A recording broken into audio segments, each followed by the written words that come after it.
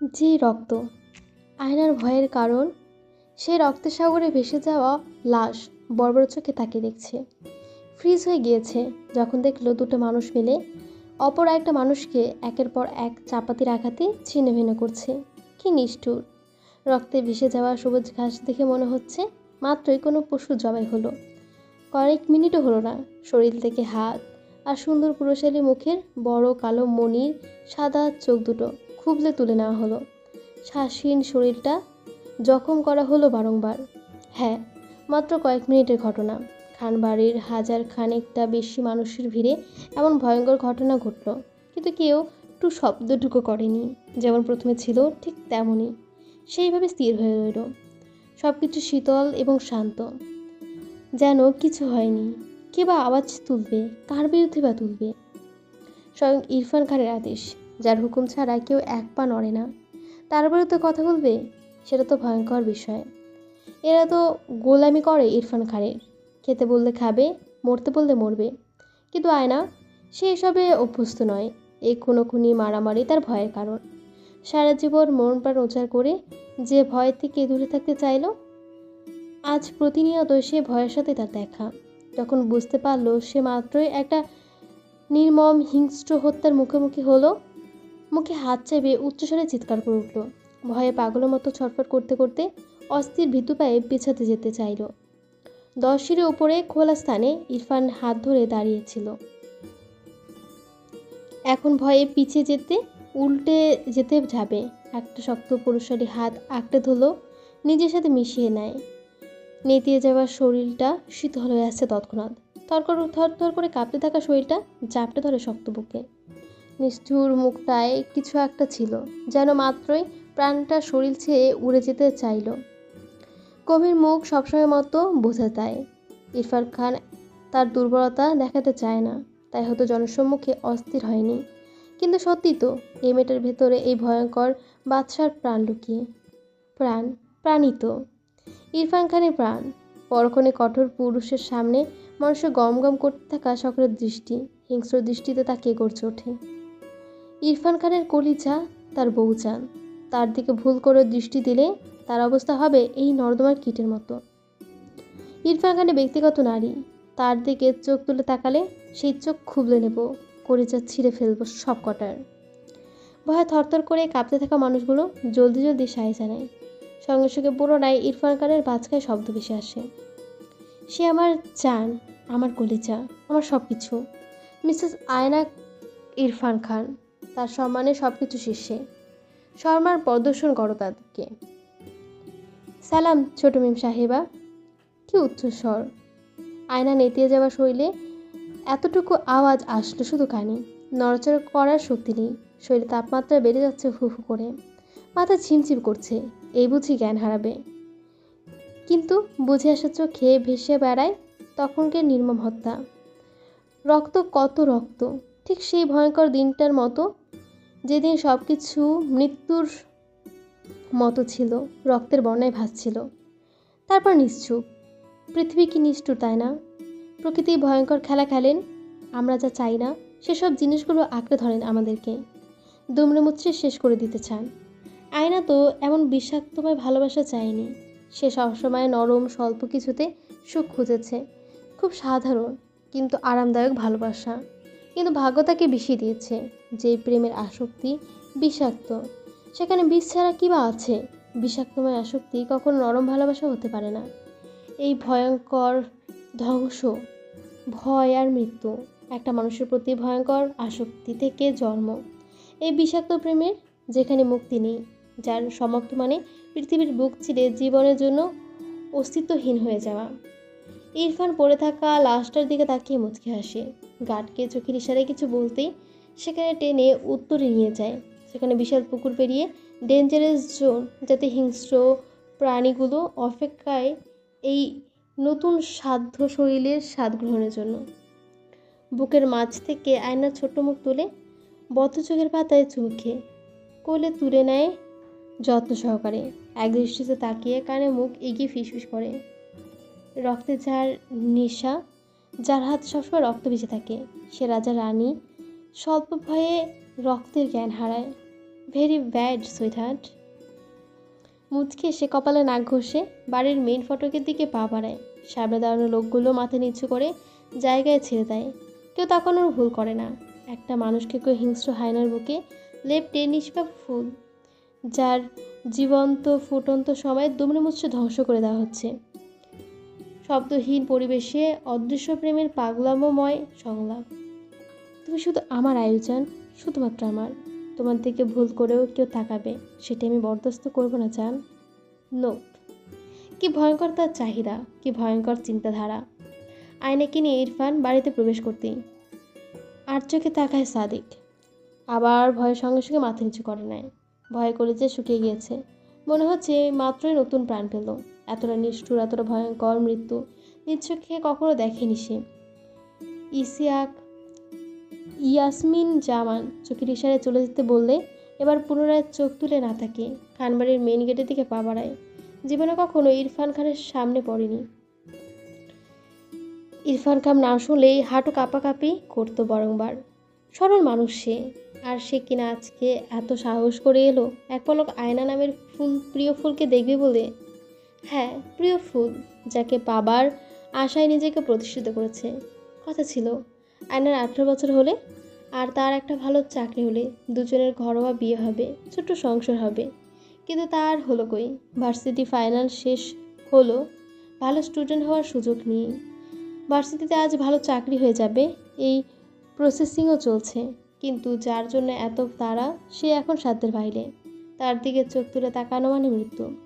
বিশাল gate পেরিয়ে পুনরায় বিশাল বাড়িটার দিকে তাকায়, মাথা নিচু করে পা এগিয়ে যায়।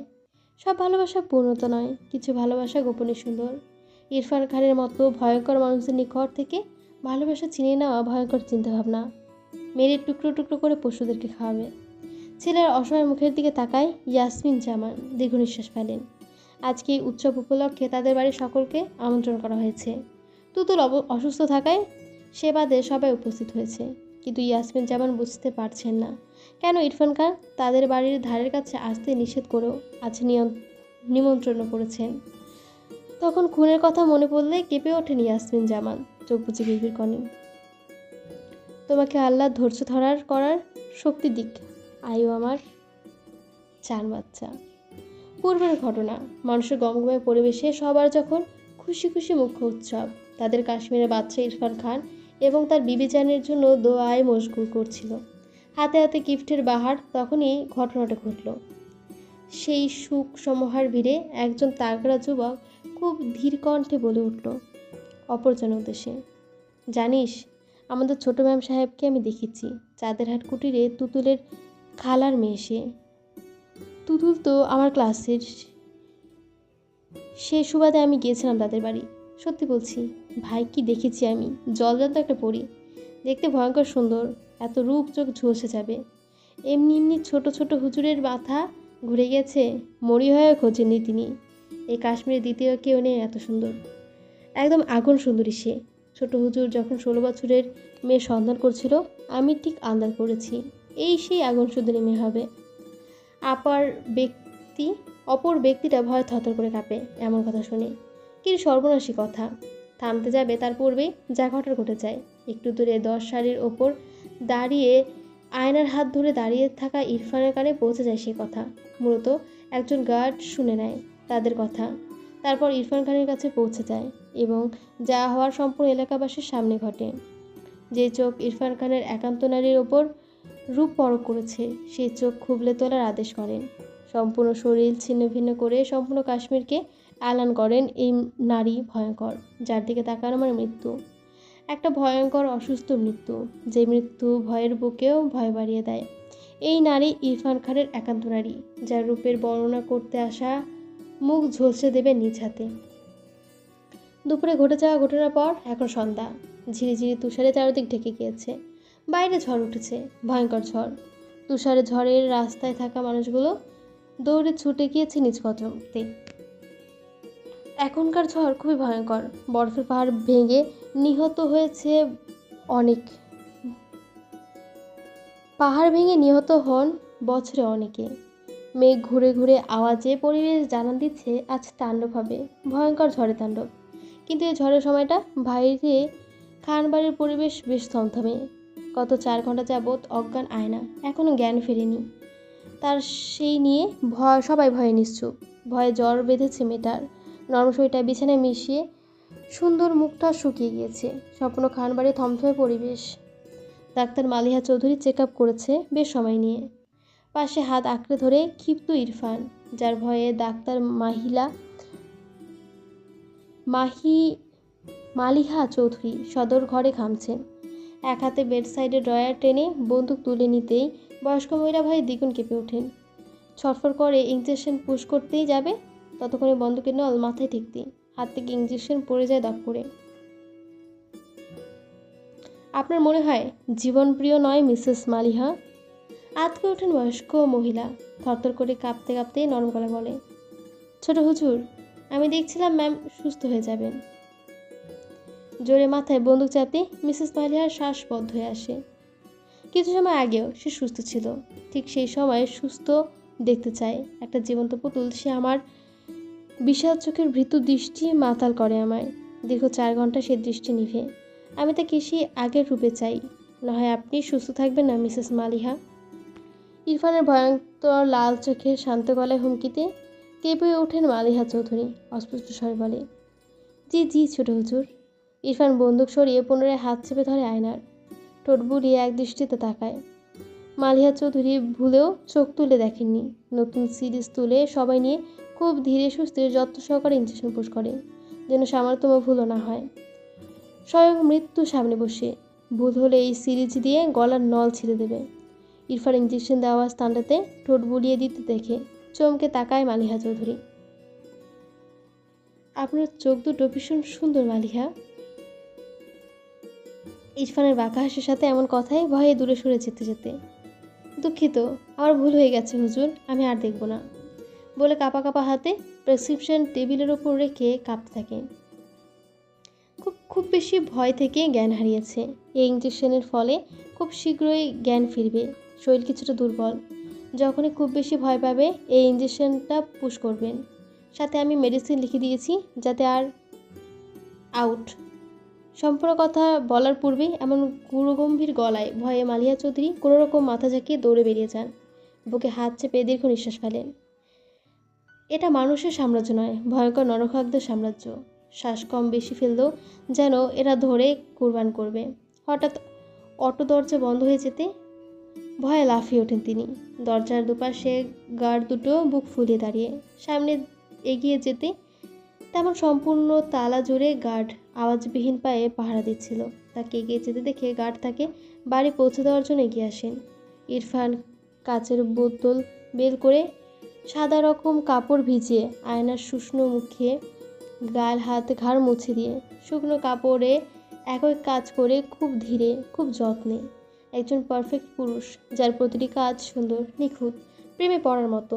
কিন্তু এই সুন্দর মানুষটা শুধুই ঘুমন্ত নারীটার জন্য এতটা নিখুঁত আর ভালো স্বভাবের ব্যক্তি।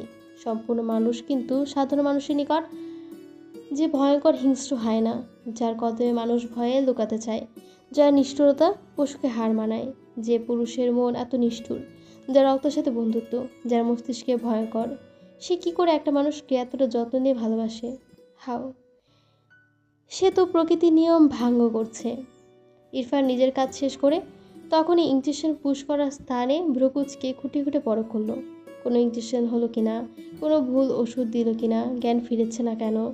অথচ চোখ দেওয়াল ঘড়িতে রেখে পুনরায় আয়নার গালে হাত ঘষে কানের কাছে মুখ ঝুঁকে, যার ফলে নরম সিল্কি চুলে আয়নার গাল স্পর্শ করে।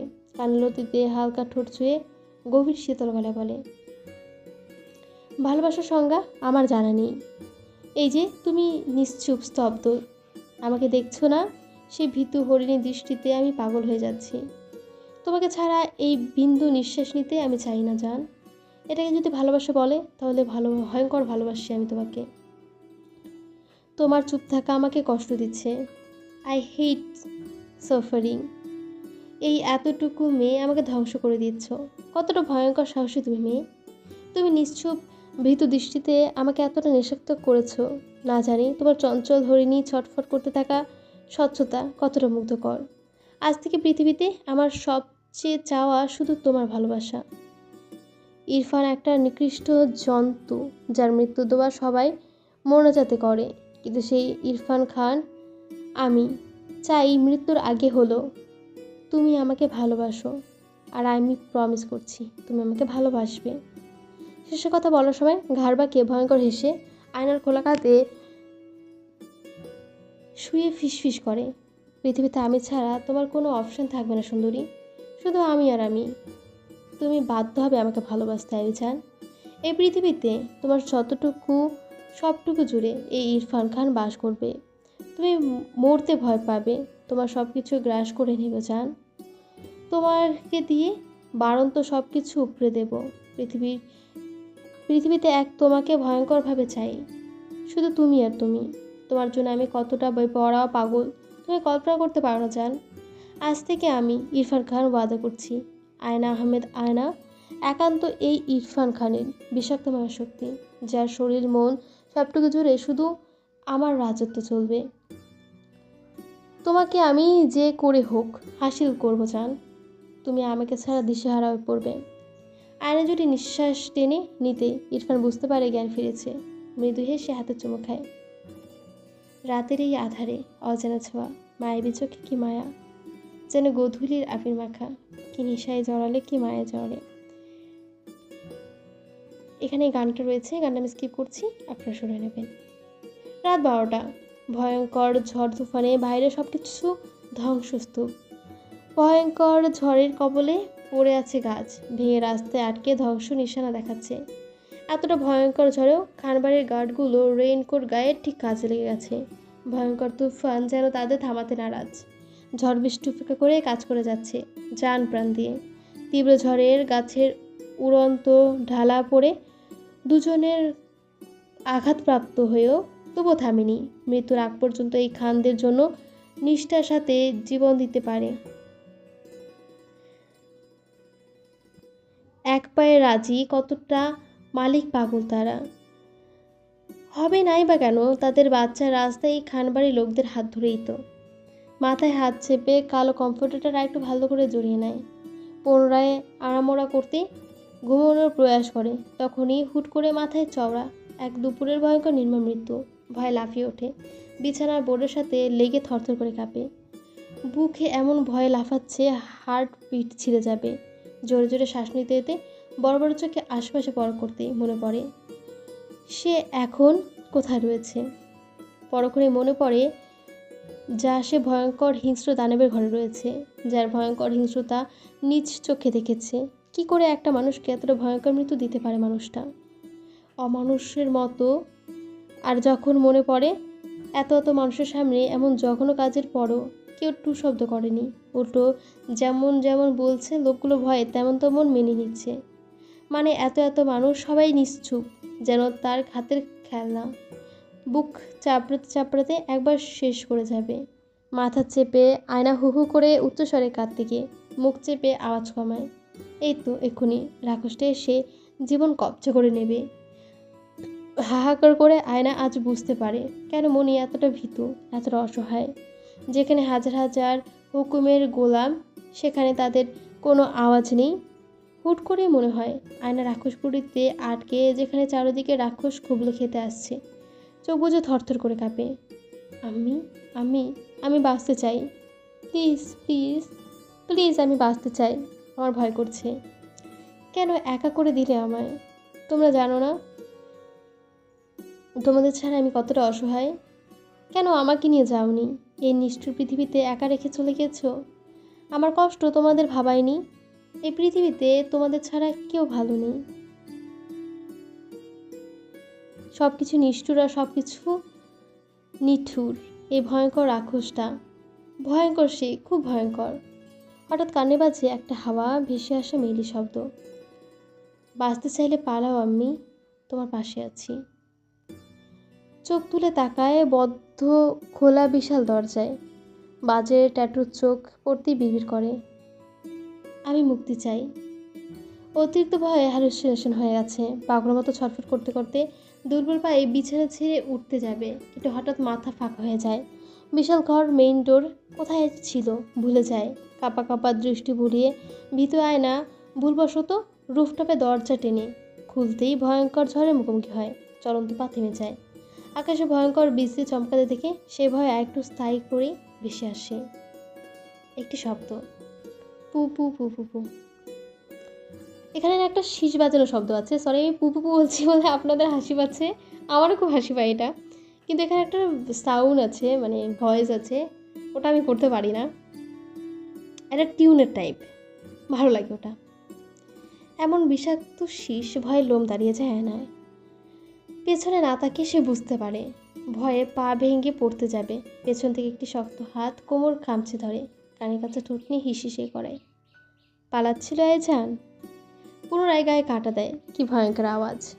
আজকে দিন আর রাত দুটো আয়নার কাছে ভয়ঙ্কর মনে হচ্ছে। সে বুঝতে পারে এই ভয়ঙ্কর সাম্রাজ্য থেকে তার মুক্তি নেই। সে চিরতরে বন্দী। এই রাত তার জন্য কালো রাত হতে চলেছে। ভয়ে তরতর করে কাঁপছে। সেই কাঁপতে থাকা শরীরটা নিজের সাথে পেঁচিয়ে। I like your shaking face, your eyes, your everything. You look my wave doll. এতক্ষণ পড়ছিলাম বিষাক্তময় আসক্তি সিজন 2, লিখেছেন সুমাইয়া আক্তার মিম। পর্ব 11। ভালো লাগলে অবশ্যই লাইক, কমেন্ট এবং সাবস্ক্রাইব করে দেবেন। আসছি আজকে গল্পটা শোনার জন্য অসংখ্য ধন্যবাদ।